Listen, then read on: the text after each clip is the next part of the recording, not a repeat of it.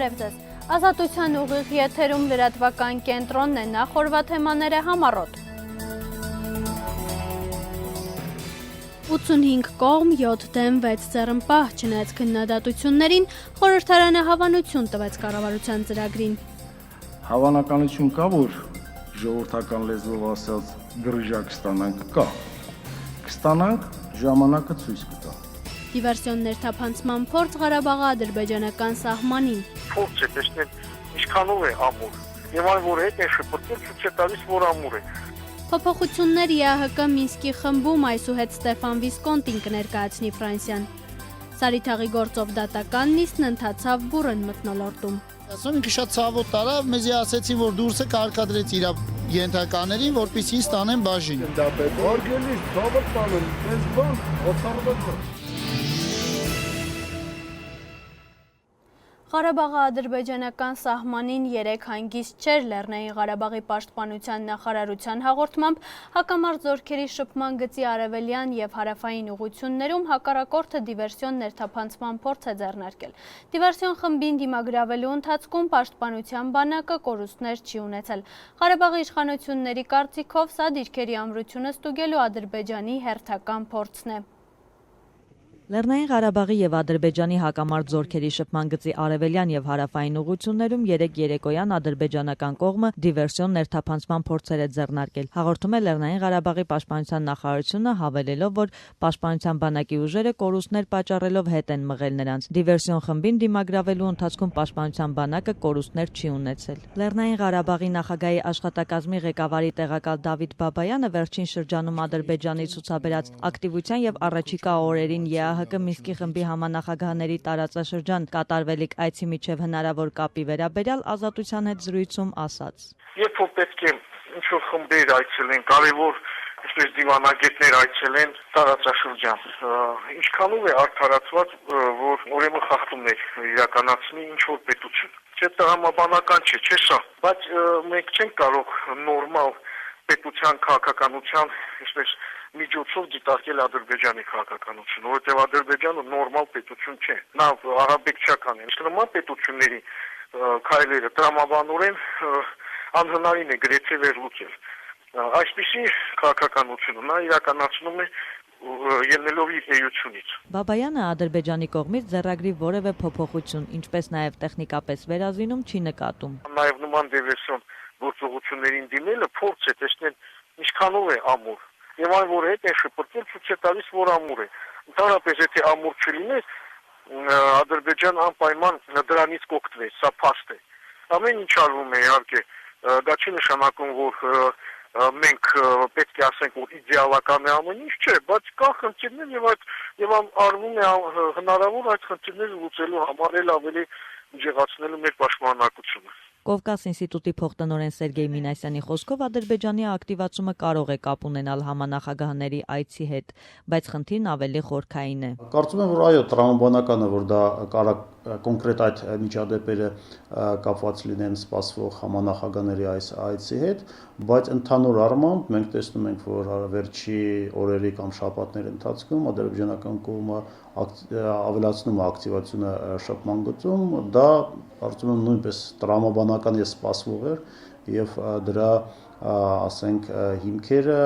կոնկրետ ինչ-որ մի այցի հետ կապված չեն, այլ դրա հիմքերը դա ավելի շատ այն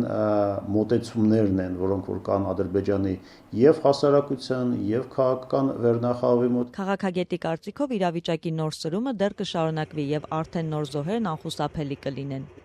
Եթե Ադրբեջանը համենայն դեպս վերադառնում այդ ռազմական բախումների եւ շփման գծում ռազմական այդ լարվածության պահպանման առումով մենք պիտի նաեւ մտածենք թե այլ ռազմական պատասխանները ինչ ձևով են լինելու, այդ պատժիչ գործողությունները ոչ միայն ինչ որ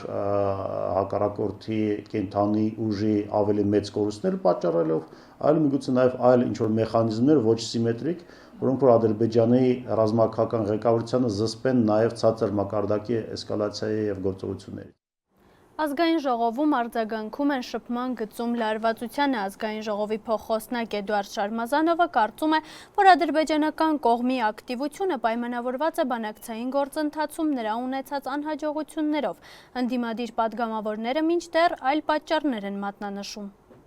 Ադրբեջանի երեկվա դիվերսիոն գործողությունը մարտահրավեր էր ոչ միայն ԵԱՀԿ Մինսկի խմբի համանախագահ երկրներին, այլ նաև ՀԱՊԿ-ին, այսօր հայտարարեց Հանրապետականի մամլոխոսնակ Էդուարդ Շարմազանովը, հավելելով, որ Ադրբեջանն իր այս դատապարտելի քաղաքականությամբ կրկին մերժում է Վիեննայում եւ Սանկտ Պետերբուրգում ձեռք բերված համաձայնությունները։ Սա ցույց է տալիս ադրբեջանի իրական դեմքը եւ միգուցե սա պայմանավորված է նրանով, որ ադրբեջանական քաղաքական իստեբլիշմենտը գտնվում է ֆիասկոյի առջև կամ իրենց սպասելիքները բանակցային գործընթացից ապրիլյան քարոզիա պատերազմից հետո չեն իրականացել եւ ալևին ոչինչ չի մնում, քան իր ձախողումը կոմպենսացնել նմանատիպ ստոր դիվերսիաներով, բայց Շարմազանովի Ալիևի այս գործելավոճը ցույց է տալիս, որ Վիեննայի եւ Սանկտ Պետերբուրգի պայմանավորվածությունները խիստ կարեւոր են եւ միջազգային հանրությունը պետք է Ադրբեջանին սանձելու քայլեր ձեռնարկի։ Միջազգային հանրությունը, համանախագահ երկրները, կոնկրետ Միացյալ Նահանգներն ու Ռուսաստանը, որոնք երկուսով եղել են ավելի ակտիվ եւ Վիեննայում եւ Սանկտ Պետերբուրգում, պետք է քայլեր ձեռնարկեն Ադրբեջանին կարգի հրավիրելու եւ եւս մեկ անգամ վերահաստատեն եւ պրեսինգի ենթարկեն, որ Վիեննա եւ Սանկտ Պետերբուրգի պայմանավորությունները պետք է իրականություն դառնան։ Պետաիրավական հարցերի հանձնաժողովի նախագահ Հովհաննես Սահակյանի խոսքով Ալիևը հավատարիմ է իր գործելավոճին, երբ համանախագահները ակտիվություն են ցուցաբերում, սահմանին լարվածությունն ավելանում է։ Բացի այդ, ըստ Սահակյանի, Բաքուն փորձում է ներքին խնդիրներ լուծել։ Սրանով ինքը փորձում է Ադրբեջանում ներքին քաղաքականության մեջ տիրող իրավիճակը մի փոքր այլ ձև մեկնաբանել եւ ոչ ժողովրդավար երկրի բնակչությանը զբաղեցնելու որոշակի դրսևորումներ են։ Ես կարծում եմ նաև արտաքին որոշակի ազդակներ է փորձում ուղարկել գերտերություններին, այն տերություններին, ովքեր այս ընթացքում մի փոքր ակտիվ էին, եւ փորձում է նաև որոշակի խաղի կանոններ թելադրել։ Մենք տեսանք, որ ինքը ապրիլյան պատերազմից հետո մի քանի հանդիպումների արդյունքում կարծես թե կրեց այդ պարտությունը նաև դիվանագիտական առումով, հատկապես այդ շփման գծում համապատասխան հանձնաժողովներ ստեղծվի, որոնք պետք է հասկանան թե ով է այդ պատերազմը սկսել, ինչպիսի արդյունքներ է եղել եւ այլ եւ այլ։ Նաև Ադրբեջանը ունի խնդիրներ իր Ժառանգություն խմբակցության պատգամավոր Զարուհի Փոստանջյանի կարծիքով վերջին լարվածությունը Ղարաբաղի շփման գծում պետք է դիտարկել ավելի լայն Հայաստանի եվրասիական ինտեգրման եւ Ռուսաստան-Թուրքիա հարաբերությունների համատեքստում։ Ադրբեջանին ցանկանում են տեսնել այդ եվրասիական տնտեսական կեղծ սուտ միության մեջ, որպեսզի ամրապնդեն Ռուսաստանի Դաշնությանը, դրա դիմաց պետք է վճարվի եւ վճարման գինը դա իհարկե Արցախն է եւ այս ամենը պետք է մենք դիտարկենք այդ տեսանկյունից եւ հետեւաբար նաեւ այն հայտարարությունը, որը արեց Լավրովը, շատ կարեւոր նաեւ ազդակ էր եւ մտահոգող եւ նաեւ որոշ չափով տագնապ առաջացնող հայտարարություն էր։ Այն հայտարարությունը, որ Թուրքիան կարող է զբաղվել Արցախյան հիմնախնդրով, այս հայտարարությունը ուղղակի ասում է այն մասին, որ մենք հիմա գտնվում ենք այնպիսի մի շրջանում, ինչպիսին էր ժամանակին Քեմալի եւ բոլշևիկների պայմանավորվածությունը, երբ զոհաբերվեց հայկական Հայաստանի եւ հայ ժողովրդին պատկանող հայրենիքի զգալի մասը եւ հետեւաբար մենք հասկանում ենք, որ նորից հայ ժողովրդի շահը ցանկանում են զոհաբերել ռուս-թուրքական փաստորեն պայմանավորվածությունների համար։ ԵԱՀԿ Մինսկի խմբի համանախագահները դեռ սեպտեմբերին հայտարարել են առաջիկայում տարածաշրջան այցելելու մասին, նրանք սակայն փոփոխված կազմով կներկայանան։ Ֆրանսիայի կառավարությունը վարչապետի առաջարկությամբ ԵԱՀԿ Մինսկի խմբի նոր համանախագահ է նշանակել Ստեֆան Վիսկոնտին։ Նա կփոխարինի 2014-ից այս պաշտոնը զբաղեցնող Պիեր Անդրիոին։ 54-ամյա Վիսկոնտին դիվանագիտական կարիերան սկսել է 30 տարի առաջ Կանադայում։ Մինչ վերջերս նա Ֆրանսիայի դեսպանն էր Լատվիայում։ Ստեֆան Վիսկոնտին մի շարք լեզուների է տիրապետում անգլերեն, ռուսերեն, գերմաներեն, շվեդերեն, թուրքերեն եւ վրացերեն։ Ղարաբաղյան հակամարտության և սահմանային շարունակվող լարվածության շուրջ Ազատություն ռադիոկայանին այսօր բացառիկ հարցազրույց է տվել Հարավային Կովկասի և Վրաստանի ճգնաժամի հարցերով Եվրոպական միության հատուկ ներկայացուցիչ Հերբերտ Զալբերը։ Զալբերի խոսքով բանակցություններն ընթանում են բարդ մեխանիզմով, սակայն փակուղում չեն։ Ինչ վերաբերում է երեկ գիշեր տեղի ունեցած դիվերսիոն փորձին, ապա ըստ Եվրամիության ներկայացուցչի խաղաղության պահպանումն այս պահին ամենակարևորն է։ Ռուզաննա Ստեփանյանն է զրուցել Հերբերտ Զալբերի հետ։ Պարոն Զալբեր, այսօր մենք տեղեկացանք, որ ադրբեջանական զինված ուժերը երեկ կեսգիշերին մոտ Լեռնային Ղարաբաղում դիվերսիոն ներթափանցման փորձ են կատարել։ Հայկական կողմի տվյալներով ադրբեջանցիները կորուստներ են կրել։ Դուք տեղեկացվել եք այս միջադեպի մասին։ Ոչ, այդ մասին ես ձեզանից եմ լսում, սա շատ ցավալի է։ Գարնանն արձանագրված լարվածությունից հետո շփման գծում, ինչպես նաև միջպետական սահմանին իրավիճակը հարաբերական առումով հանգիստ էր։ Մենք հուսով ենք, որ այդ հանգիստ իրավիճակը կգերիշխի, քանի որ դա խաղաղ բանակցությունների երաշխիքներից մեկն է։ Because it is one of the preconditions probably for productive peace talks. Mr. Zalber, taking into account the announcements from the both sides. Պարոն Զալբեր, հաշվի առնելով կողմերից հնչող հայտարարությունները, կարող ենք ասել, որ բանակցային գործընթացը փակուղային իրավիճակում է։ Ինչպես գիտեք, վերջերս Ադրբեջանը հայտարարեց, թե երբեք չի համաձայնի Ղարաբաղի անկախությանը, իսկ հայկական կողմն էլ այդ հայտարարությունը որակեց իբրև ինքնախապեյություն։ Կարող ենք ասել, որ այս ամենը խոսում է փակուղային վիճակի մասին։ This means a deadlock situation.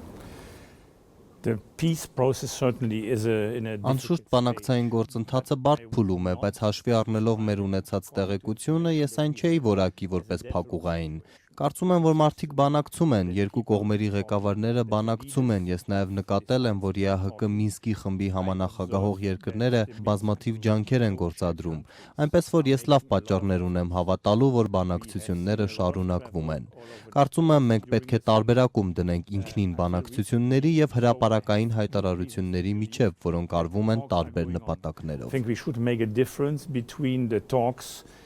Themselves and public statements and public declarations that are made for whatever purposes. By the way, a week ago Իդեպ Ադրբեջանի նախագահը մոտ 1 շաբաթ առաջ հայտարարեց, թե Բաքվին ստիպում են ճանաչել Լեռնային Ղարաբաղի անկախությունը։ Ներկայումս ճնշումներ կան կողմերի վրա։ Ես չգիտեմ որտեղից այդպիսի պնդում, ես չեմ կարող դա բացատրել, քանի որ որևէ մեկը որևէ բան ճանաչելու նպատակով ճնշումների տակ չէ։ Պարոն Զալբեր, ինչպիսի առաջարկներ կան այսօր բանակցային սեղանին, քանի որ որոշակի խոսակցությունների համաձայն կողմերը մերժել են այսպես կոչված Լավրովյան առաջարկները։ If you want to know which proposals are on the table, you would have to ask the sides who are. Եթե դուք ուզում եք իմանալ, թե ինչ առաջարկներ կան սեղանին, դուք պետք է հարցնեք կողմերին, որոնք ծանոթ են դրանց։ Մենք որպես Եվրամիություն ծանոթ չենք, մենք կարող ենք միայն խնդրել, որպեսզի մեզ տեղեկություն տրամադրեն։ Ես հույս ունեմ, որ կողմերը մի օր կբացահայտեն, թե ինչ առաջարկներ կան սեղանին եւ ինչ է քննարկվել։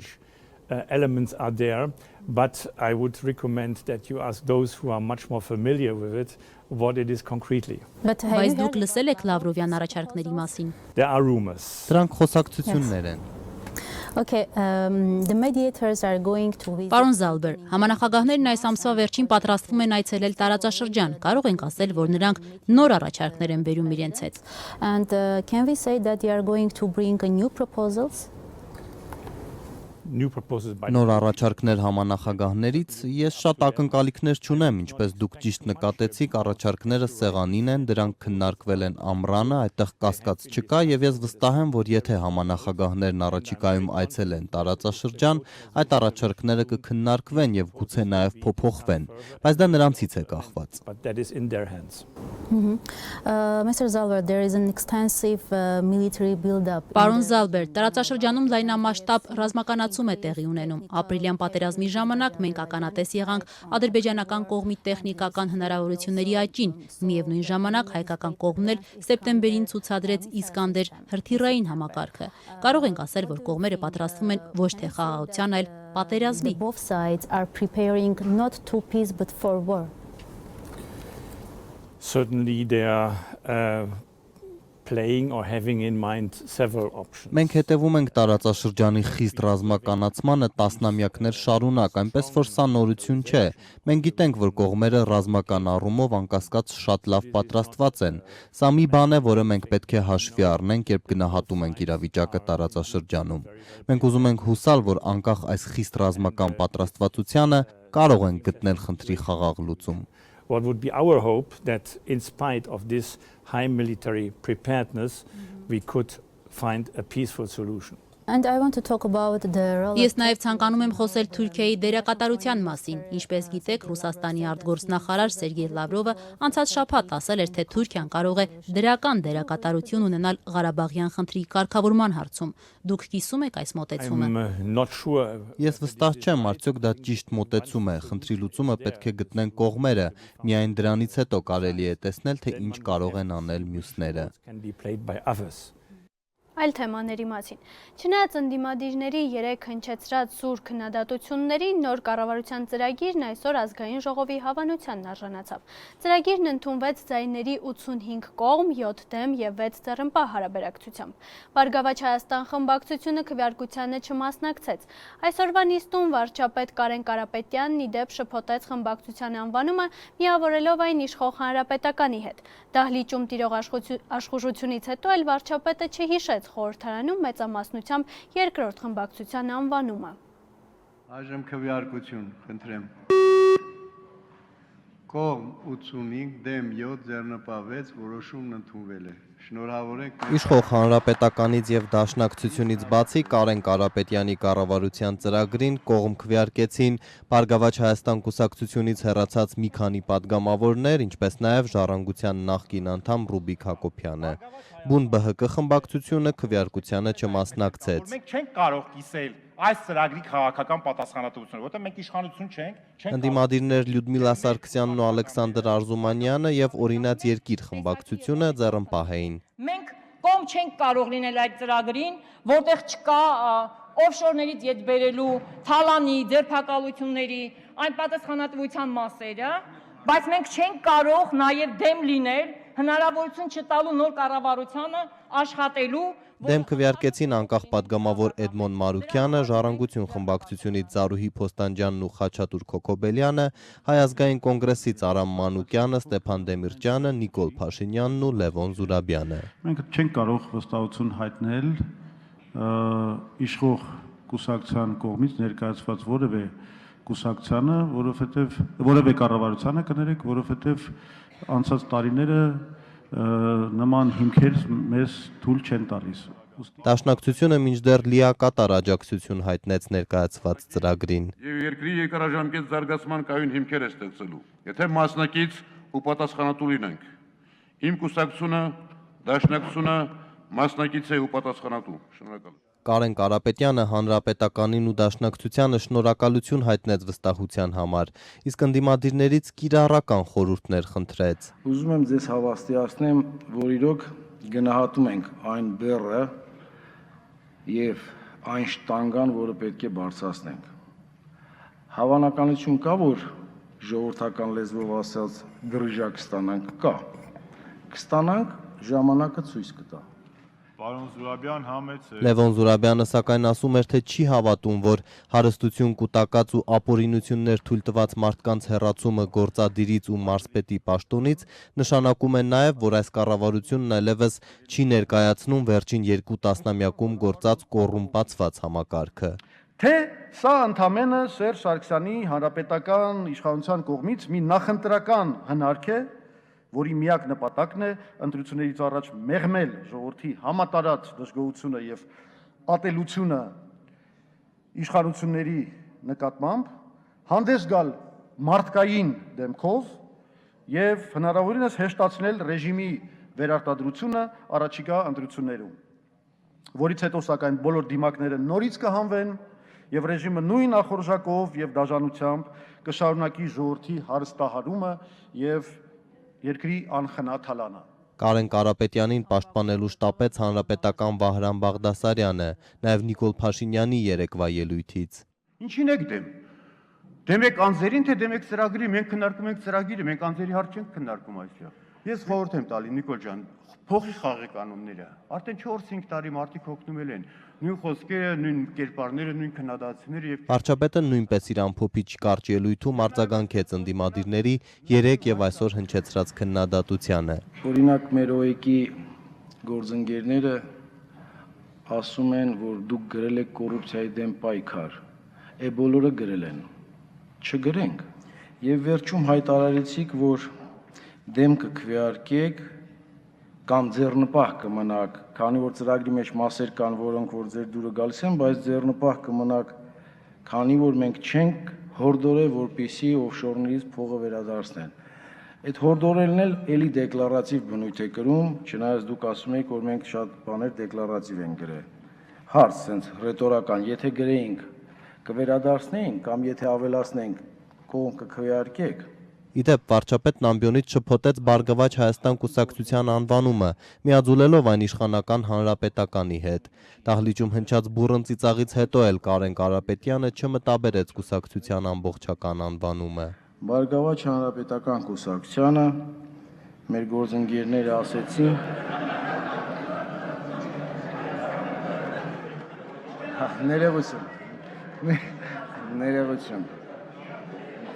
Ներողություն, հաստատ դիտավորյալ չէր։ Բարգավաճ կուսակցությանը։ Ես իրոք չհասկացա Բարգավաճ կուսակցությունը ինչի է որոշել չքվեարկել։ Գողության մասին վարչապետի հայտարարությունից մեկ ամիս անց էլ իրավապահները լուռ են։ Գործադիրի նիստերից մեկի ժամանակ վարչապետը աղմկահարույց հայտարարություն արեց ու խոսեց կառավարությունում տեղ գտած պրիմիտիվ գողության մասին։ Ձեր համակարգերում այս ամեն ինչը կարգի բերեք նախարարներին հորդորում էր վարչապետը։ Իրավապահ մարմինները նշում են, որ կառավարության ղեկավարի այս հայտարարությանը հետամուտ են, սակայն չեն մանրամասնում, թե ինչ գործողություններ են իրականացվում։ Երկու շաբաթ է ազգային անվտանգության ծառայությունը չի պատասխանում ազատության հարցմանը, թե ինչ միջոցառումներ են իրականացվում վարչապետի աղմկահարույց հայտարարության կապակցությամբ։ Մեկ ամիս առաջ գործադիրի նիստում, երբ կառավարության աշխատակազմի ղեկավար նախարար Դավիթ Հարությունյանը ներկայացրեց պետական մարմինների համար ավիատոմսերի ձեռքբերման էլեկտրոնային համակարգը, վարչապետ Կարեն Կարապետյանը կտրուկ հայտարարություն արեց, խոսելով կառավարությունում տեղ գտած գողության մասին։ Բավականին բարդ համակարգ է, թե ինչին է ուղղված բոլորդ հասկանում եք։ Այդ իսկ պատճառով հանձնարարական։ Մենք բավականին բարդ մեխանիզմներ ենք ընտրելու, որպեսզի պրիմիտիվ գողությունը վերացնենք։ Պրիմիտիվ գողությունը վերացնենք, ձեր համակարգերում այդ ամեն ինչը բերեք կարգի, տոմսի վրայի։ Ինձ որ պատմում են ինչ սխեմաներ են անում, ուղղակի ֆանտազիայի վրա, եթե այդ մարդիկ այդ խելքը օգտագործեին մեկ այլ տեղ, հաստատ էֆեկտը շատ ավելի լավ կլիներ։ Ուշագրավ է, որ նման կոշտ հայտարարությունից հետո կառավարության որևէ անդամ չարձագանքեց։ Լուռ էին նաև նիստին ներկա իրավապահ բոլոր մարմինների ղեկավարները։ Հայտարարությունից մեկ շաբաթ անց Ազատությունը հետաքրքրվեց իրավապահ մարմինների ղեկավարներից, ինչու էին լուռ եւ ինչ են ձեռնարկել գողության մասին երկրի բարձրաստիճան պաշտոնյաներից մեկի հրապարակային հայտարարության կապակցությամբ։ Ազգային անվտանգության ծառայության փոխտնօրեն Արզուման Հարությունյանը միայն արձագանքեց, որ վարչապետի հայտարարության կապակցությամբ համապատասխան միջոցառումներ են իրականացվում, առանց մանրամասներ նշելու։ Անցած նիստին վարչապետը խոսեց կառավարությունում գողության մասին, ինչու իրավապահներից ոչ ոք չարձագանքեց։ Ես կոմենտարներ չունեմ։ Բայց վարչապետը հայտարարեց պետք է գոնե ինչ քննություն սկսվի, ինչ կարող։ Համապատասխան միջոցառումներ իրականացվում։ Իդեպ մամուլի հրապարակումների համաձայն Արզուման Հարությունյանի որդին էներգետիկ ենթակառուցվածքների եւ բնական պաշարների փոխնախարար Հայկ Հարությունյանը վարչապետ Կարեն Կարապետյանի դստեր ամուսինն է։ Երկու շաբաթ առաջ Ազատությունը գրավոր հարցում էր ուղարկել ազգային անվտանգության ծառայություն, խնդրելով մանրամասնել ի վերջո ինչ միջոցառումների մասին էր խոսել ծառայության փոխտնօրենը եւ վարչապետի այդ հայտարարության կապակցությամբ ընդհանրապես որևէ ուսումնասիրություն իրականացվել է, ինչպես ասացինք, պատասխան չունենք, թեև տեղեկատվության ազատության մասին օրենքը պարտավորեցնում է պետական մարմիններին գրավոր հարցմանը պատասխանել հնգօրյա ժամկետում։ Ինչ վերաբերում է իրավապահ մյուս մարմիններին, ապա կառավարությունում տեղ գտած գողության մասին Կարեն Կարապետյանի խոսքերից հետո այդ կառույցները շարունակում են միահամուռ լռություն պահել։ Իրավապաշտպան Վարդան Հարությունյանի խոսքով ցանկացած իրավական երկրում նման բարձրաստիճան պաշտոնյայի այդպիսի հայտարարությանը անմիջապես կհետևեին իրավապահ մարմինների գործողությունները։ Հայաստանի Հանրապետությունում բոլորը գիտեն, որ իշխանական համակարգը վերից վար կոռումպացված է եւ վերից վար բոլորը զբաղված են գողությամբ։ Հայաստանի ամենահարուստ մարդիկ Հայաստանի իշխանավորներն են, որպես կանոն, կամ իշխանության շրջակայքում կամ մոտակայքում պտտվող անհատները ու մարդիկ։ Եվ նախ Կարեն Կարապետյանը նորություն չէր ասել, բոլորս գիտենք դա, եւ երկրորդը կարծում եմ նրա արած այդ հայտարարության հետ կապված նրան արդեն զգուշացվել է հայտարարություններում լինել զգուշ եւ ուշադիր նման բառակապակցություններ օգտագործելուց հրաժարվել, որովհետեւ եթե հանկարծ ինչ-որ հրաշքով որևէ իրավապահ մարմին փորձեր զբաղվել կամ գնալ այդ հայտարարության հետքերով, ապա իրենց պետք է ձերբակալեին եւ իրենց պետք է դատապարտեին։ Մի բան, որը միայն հնարավոր է կինոներում, բայց ոչ իրական կյանքում, այլ հայաստանյան կյանքում։ Սարիթաղի գործով հերթական դատական նիստն այսօր ակտիվ մթնոլորտում է ընթացել։ Տուժած ոստիկանների հասցեին կալանավորվածների հարազատները մեղադրանքներ են հնչեցրել, որից հետո նշել, թե ոստիկանները ցանկացել են հաշվեհարդար տեսնել։ Փաստաբանն էլ դատավորին է ինքնաբացարկ հայտնել։ Հուլիսի 19-ին Սարիթաղում ոստիկանների ու ցուցարարների միջև տեղի ունեցած բախումներից հետո 9 մարդ է ձերբակալվել, նրանցից 4-ի գործը միասին է քննվում։ Սարիթաղցիները պնդում են իրենց հարազատները փողոց էին դուրս եկել սոցիալական պահանջով եւ անօրինական է նրանց ճաղերի ետևում պահել։ Սարիթաղի գործով դատավարության ժամանակ այսօր փաստաբան Լիպարիտ Սիմոնյանը դատավոր Աննա Դանիբեկյանի ինքնաբացարկի միջնորդություն ներկայացրեց։ Դատարանը հեռացավ խորհրդակցական սենյակ եւ մոտ 1 ժամ հետո հրապարակեց։ Ամբաստանյալ Էդուարդ Զեյթունյանի պաշտպան Լիպարիտ Սիմոնյանի կողմից ներկայացված ինքնաբացարկի միջնորդությունը մերժել։ Որոշումը ենթակա չէ բողոքարկի։ Դատավորին ինքնաբացարկ ներկայացնելու պատճառն այն էր, որ ամբաստանյալներից մեկի Անդրանիկ Քյոսյանի պաշտպանն արձակուրդում էր, սակայն դատավորը որոշեց շարունակել դատական նիստն առանց ամբաստանյալի կարծիքը հարցնելու։ Սասնա Ծռեր զինված խմբի կողմից ՊՊՑ գնդի տարածքի գրավումից հետո ոստիկանությունն արգելափակել էր Սարիթաղի ճանապարհներից մեկը։ Այս փաստը հարուցել էր սարիթաղցիների դժգոհությունը, որը հուլիսի 19-ին վերաճեց բախման բնակիչների եւ ոստիկանության միջև։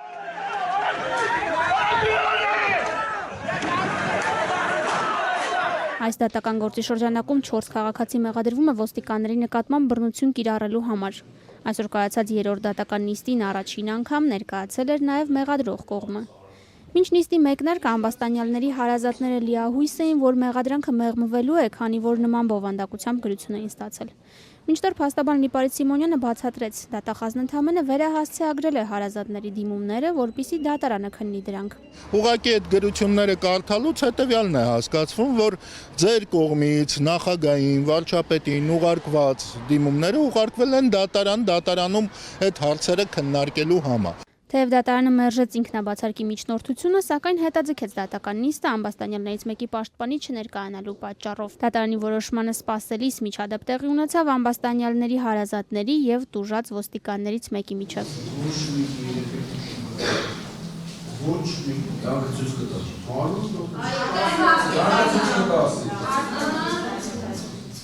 Դատական նիստի ավարտից հետո նիստի ներկաները տեղեկացրին, որ Հարություն Թորոսյանի եղբոր Թորոս Թորոսյանի արտահայտությանն արձագանքած փոխգնդապետն այլ ոստիկանների միջոցով կանչում է Թորոսին խոսելու։ Դատարանի դահլիճում ասեցի կոնկրետ իրան, որ ասենք այդ ինչ որ դու անում ես, քո երեխեքից դուրս է գալու։ Ինքը շատ ցավոտ տարավ, մեզի ասեցին, որ դուրսը կարգադրեց իր ենթականերին, որպեսզի ստանեն բաժին։ Գործով տուժող ճանաչված փոխգնդապետը պաշտպանների եւ լրագրողների ներկայությամբ հերքեց, որ այդպիսի բան է կարգադրել։ Ամեն ինչ իրավունք ունի։ Տալի գնդապետի դա ավելի լավ, եթե բացառված է։ Մարդու իրավունքն է, ինքի խոսքն է իր արտահայտում, մենք խոչընդոտելու որևէ բան խնդիր չունենք։ Դատական հաջորդ նիստը նշանակվեց նոյեմբերի 8-ին։ 4 ամբաստանյալների հարազատները լիահույս են, որ հաջորդ նիստի ընթացքում կքննվի իրենց դիմումների հիման վրա մեղադրանքը մեղմացնելու հարցը։ Լալա Բերնեցյանն էլ պնդում է, որ ամուսնուն Էդուարդ Զեյթունյանին ապօրինի են պահում կալանքի տակ, քանի որ կալանքի ժամկետը վաղուց լրացել է, կալանքը երկարացնելու մասին որոշում դատարանը չի կայացրել։ Դատավորից ու դատական նիստի ընթացքից դժգոհող քաղաքացիները նիստից հետո իրենց բողոքը հայտնեցին նախագահի նստավայրի մոտ։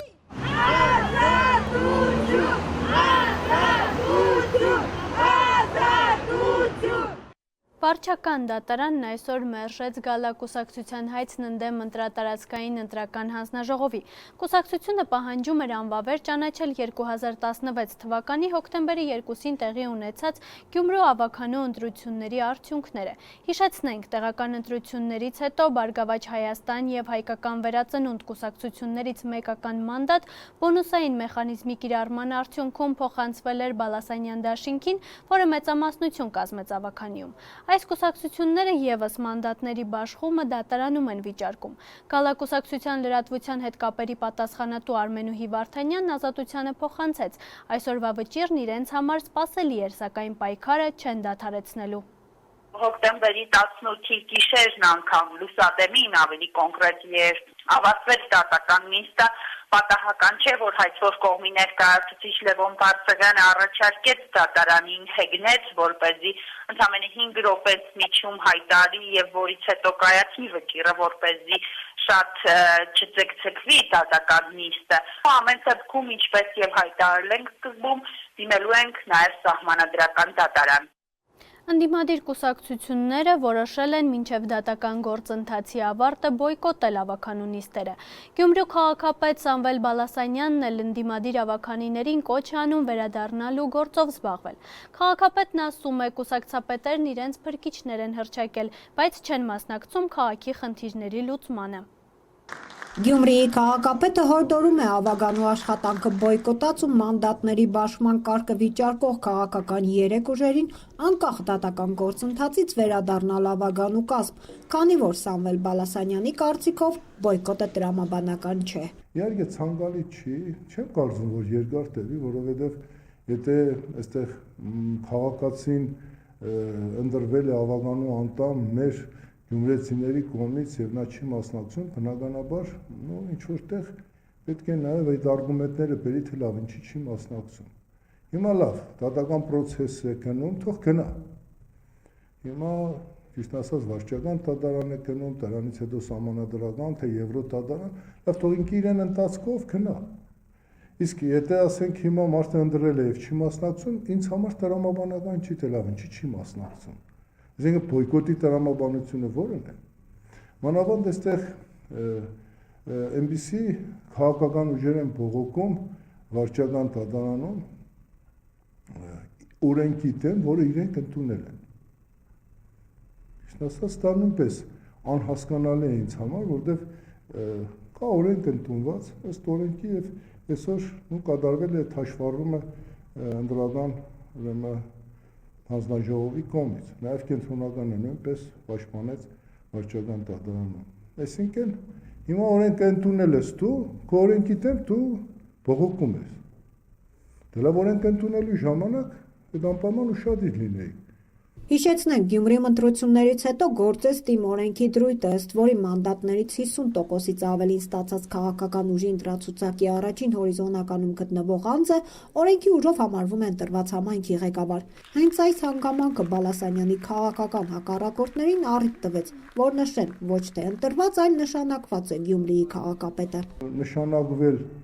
հասկացություն չի կարող լինել։ Դուք նույն տրամաբանությամբ տեսեք, որ իրենք կարող էին այդ բոնուսները ստանալ, չէ՞ որևէ մեկը։ Հիմա ինչ է, ես պետք է ասեի, որ նշանակված է։ Տրամաբանությունից զուրկ է, որովհետև օրենքով է արված այդ ամեն ինչը, օրենքով հաշվարկ է կատարված, սովորական հասարակ թվաբանություն է, այդպիսի բարդույթներ չկա։ Նախընտրական պայքարը Գյումրիում լարված էր ու խոստումն առատ, 11 քաղաքական ուժ մեկը մյուսից հետ չմնալով Գյումրին բարեփոխելու ու վերակառուցելու ծրագրեր էին ներկայացնում։ Ու հիմա, երբ կառավարությունը իր ծրագիրն է հաստատում, Բալասանյանը Գյումրիի թիմ ընտրություններին մասնակցած եւ ազգային ժողովում ներկայացված այդ քաղաքական ուժերի հարց է տալիս։ Հրեշտակների տեսքով, այնտեղ տարբեր տեսակի փրկիչների տեսքով եկել էին քաղաք, տարբեր քաղաքական ուժերի ներկայացուցիչներ, կուսակցապետեր,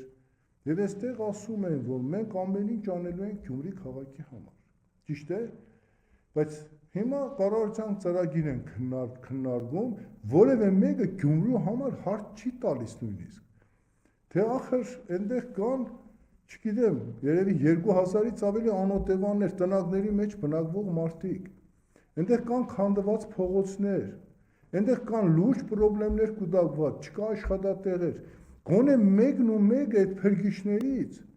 հիշեր։ Սամվել Բալասանյանի կարծիքով Գյումրիի ավագանու մանդատների բաշխման շուրջ բողոքարկումները մի նպատակ ունեն, մինչև ազգային ժողովի ընտրություններ մնալ հարթակում։ Ժողովրդի մեջ իմիտացիա են ստեղծում, որ գիտեք ինչ կա, այսպիսի բան, որպեսզի հետագայում այս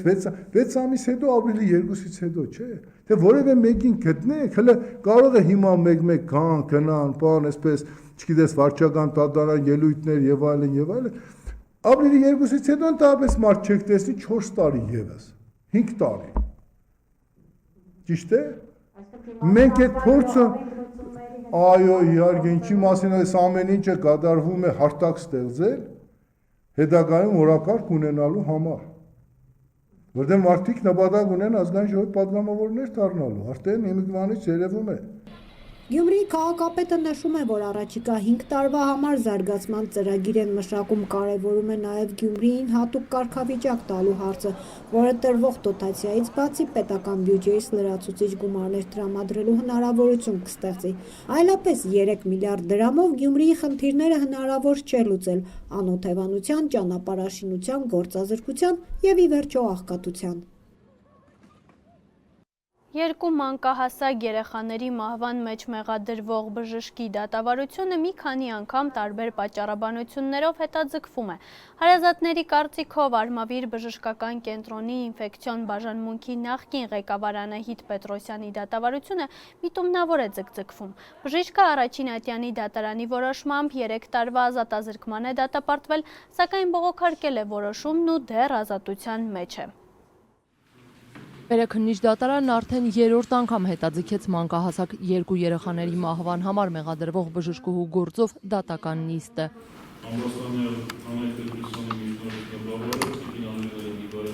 Մեղադրող կողմը սրանում միտում է տեսնում, անչափահաս 2 երեխաների հարազատներն ու փաստաբանները ենթադրում են, որ նիստերը ձգձգվում են, որպեսզի բժշկուհի Անահիտ Պետրոսյանը համաներումից օգտվելու հնարավորություն ստանա։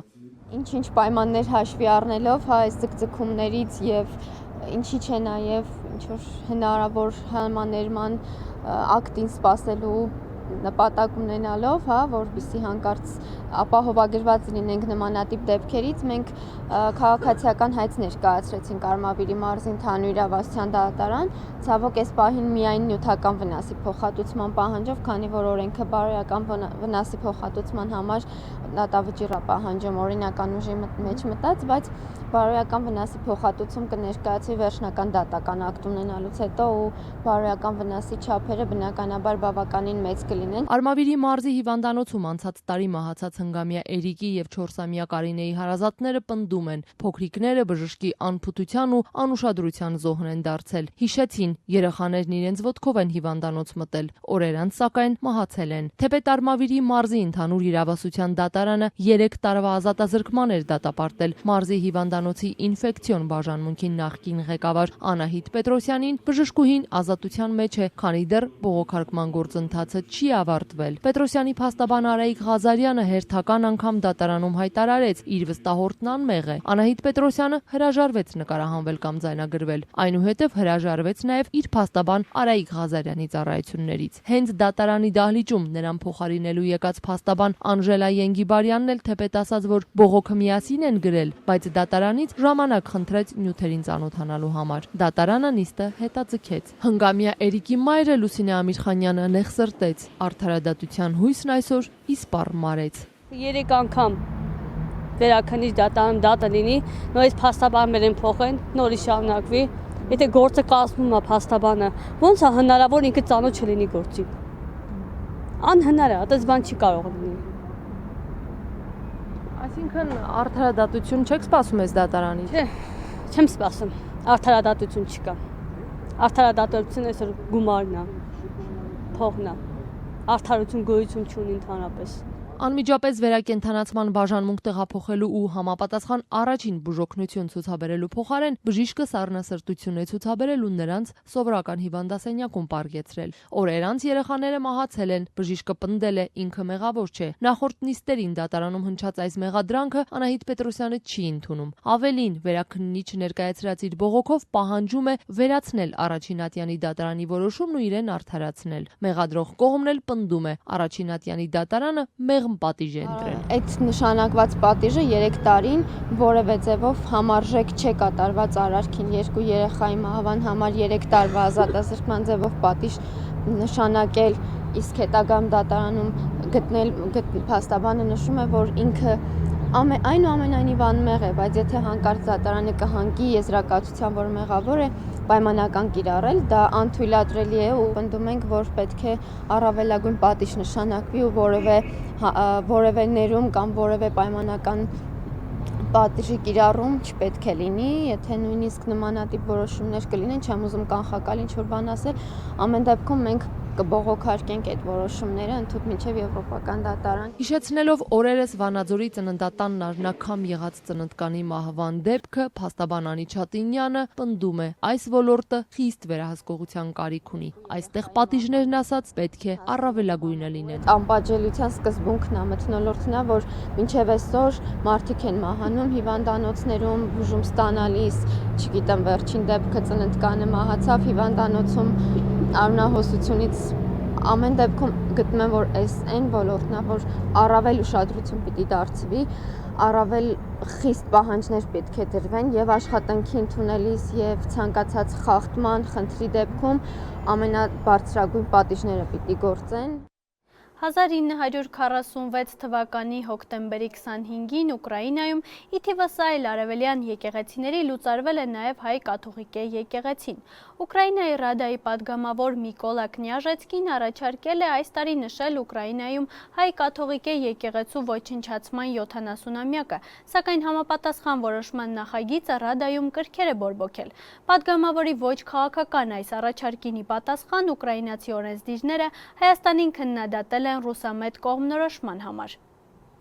Հայկական եկեղեցու մասին բանաձևի քննարկումը ուկրաինական խորհրդարանում կրքեր է բորբոքել։ Падգամավոր Միկոլա Կնյաժիցկիի հեղինակած նախագծում առաջարկվում է 2016 թվականի հոկտեմբերի 25-ին նշել Արևմտյան Ուկրաինայում հայ կաթողիկե եկեղեցու լուծարման 70-ամյա տարելիցը։ Փաստաթղթում հեղինակը հիշեցնում է, որ 1945 թվականին Արևմտյան Ուկրաինայում մեկնարկած արևելյան կաթոլիկ եկեղեցիների ոչնչացման առաջին զոհերից էր հայ կաթողիկե եկեղեցին։ Ըստ պատմական աղբյուրների Լվովի հայ կաթողիկե թեմի լուծարման ճշգրիտ ամսաթիվը համարվում է 1946 թվականի հենց հոկտեմբերի 25-ը։ Առաջին հայացքից ոչ քաղաքական այս առաջարկի շուրջ քննարկումը, սակայն ուկրաինական Ռադայում վերածվեց սկանդալի։ Պատգամավորները մեկը մյուսին հերթ չտալով հիշեցին Հայաստանի Հանրապետության անվերապահ աջակցությունը ռուսական ագրեսիային, Ղրիմի բռնակցումը Հայաստանի կողմից երբևէ չդատապարտելու փաստը եւ առհասարակ վերջին տարիներին Հայաստանի կողմից կողմից Ուկրաինայի նկատմամբ վարվող քաղաքականությունը։ З усією повагою до наших братів вірменів, але Вірменія Ամենայն հարգանքով վերաբերելով մեր հայ ազգի եղբայրներին, թույլ տվեք հիշեցնեմ, որ Հայաստանը մի երկիր է,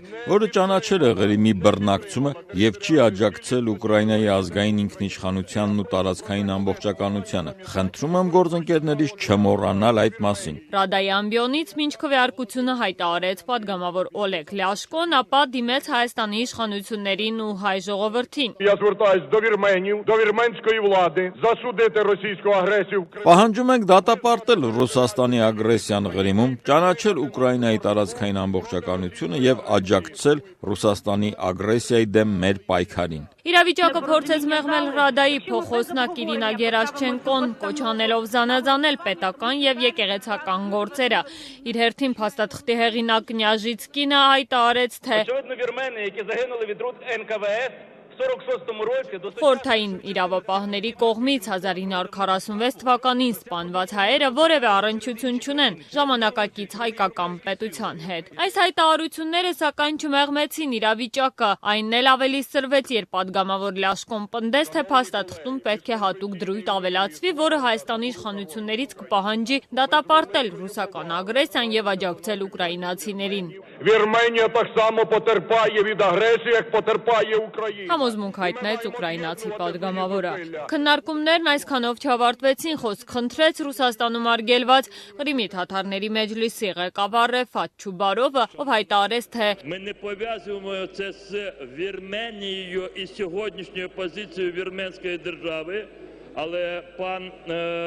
Ляшко, народний депутат, шановний, він абсолютно правий в тому, що ми з цієї Պատգամավոր Լաշկոն միանգամայն իրավացի է, որ սա առիթ է հիշելու այն մասին, որ ժամանակակից հայկական պետությունը եւ իր ղեկավարները զբաղեցրել են ակնհայտ հակաուկրաինական դիրքորոշում։ Ըստ պաշտոնական տվյալների ավելի քան 130 հազարանոց հայկական համայնք ունեցող Ուկրաինայի խորհրդարանն այդուհանդերձ պատգամավորների բացարձակ մեծամասնության կողմ ձայներով որոշեց առաջիկա հոկտեմբերի 25-ին նշել Ուկրաինայում հայ կաթողիկե եկեղեցու վերացման տարելիցը։ Միջազգային մյուս լուրերն ամփոփ տեսաշարով։ Իրաքի բանակը շարունակում է Մոսուլը ազատագրելու լայնածավալ գործողությունը։ Այսօր հասել ենք իսլամական պետության կողմից հսկվող Համդանիա թաղամասի խաչմերուկին։ Փառք Տիրոջը իրաքյան վտանգության ուժերը եւ բանակը թաղամասի դարպասին են մոտեցել եւ հուսով ենք, որ կազատագրենք Համդանիան։ Մարդիկ վերադառնում են իրենց տները։ Ամերիկյան կործանիչները Պարսից ծոցում գտնվող Այզենհաուեր ավիակիր նավից ուղղություն են վերցնում դեպի Մոսուլի շրջան եւ օդային հարվածներով աջակցում Մոսուլը իսլամական պետությունից ազատագրելու Իրաքի բանակի եւ քուրդ զինյալների գործողությանը։ Ամեն անգամ, երբ օդային հարվածներ ենք հասցնում, լուրջ խնդիրներ են ծագում։ Զինյալները խառնվում են խաղաղ բնակիչների հետ, տարբեր ենթակառույցներ օգտագործում են թաքնվելու համար։ Մոսուլում ապրում է ավելի քան 1 միլիոն մարդ, իսլամիստները խաղաղ բնակիչներին դարձնում են կենդանի վահան։ Նյու Յորքից տեսաուղերձով դիմելով Ժնևում մարդու իրավունքների խորհրդին ՄԱԿ-ի մարդու իրավունքների հանձնակատարը պատմական ծավալի հանցագործություն է անվանել Հալեպի արևելյան թաղամասերի ռմբահարումները, ասելով, որ խաղաղ բնակիչների շրջանում զոհերի մեծ թիվը թույլ է տալիս այդ ռմբահարումները որակել որպես պատերազմի հանցագործություն։ Խաղաղ բնակիչներին պաշտպանելու այս արյունահեղությունը դադարեցնելու հարցում միջազգային հանրության կոլեկտիվ ձախողումը բոլորիս է հետապնդելու։ Այն, ինչ տեղի է ունենում, ոչ միայն հակասում է մարդու իրավունքների բոլոր նորմերին, դրա գինը վճարելու են մեր երեխաները, գալիք սերունդները։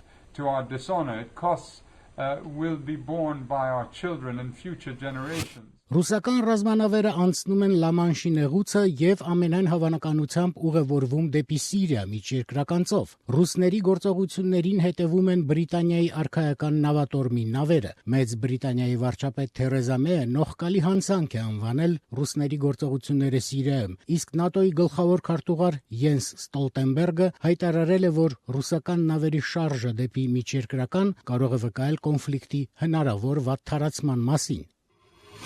Ռուսաստանի արտգործնախարար Սերգեյ Լավրովի համոզմամբ Արևմուտքը պաշտպանում է Նուսրայի ճակատ անվամբ ընդդիմադիր շարժումը Սիրիայում, քանի որ ցանկանում է դրա օգնությամբ ապագայում տապալել Սիրիայի նախագահ Բաշար Ալ-Ասադին։ Ես արդեն ասել եմ, որ նկատվում է Ջաբհաթ ալ-Նուսրայի մարտունակությունը պահպանելու մտադրություն։ Հավանաբար ոմանք ուզում են այդ շարժումը օգտագործել Դամասկոսի վարչակարգը ուժով տապալելու նպատակով։ Սա դատապարտելի իրողություն է եւ ուղղակի հակասում է Ռուսաստանի եւ Միացյալ Նահանգների համատեղ ջանքերով ՄԱԿ-ում ընդունված բանաձևի հիմնադրույթներին։ Которые принимались прежде всего на основе российско-американских инициатив. Լրատվական կենտրոնն այսօր այսքանն էր նախատեսել, իսկ ես ձեզ հրաժեշտ եմ տալիս։ Ազատություն TV, անտեսաներին տեսանելի։ Օրվա ցանկացած պահի, միշտ հասանելի, ձեզ հարմար վայրում։ Եթե կա իրադարձություն, դուք ականատես եք։ Ուղիղ հեռարձակում, իրականությունը ինչպես որ կա։ Ազատություն TV։ Միայն հավաստի լուրեր։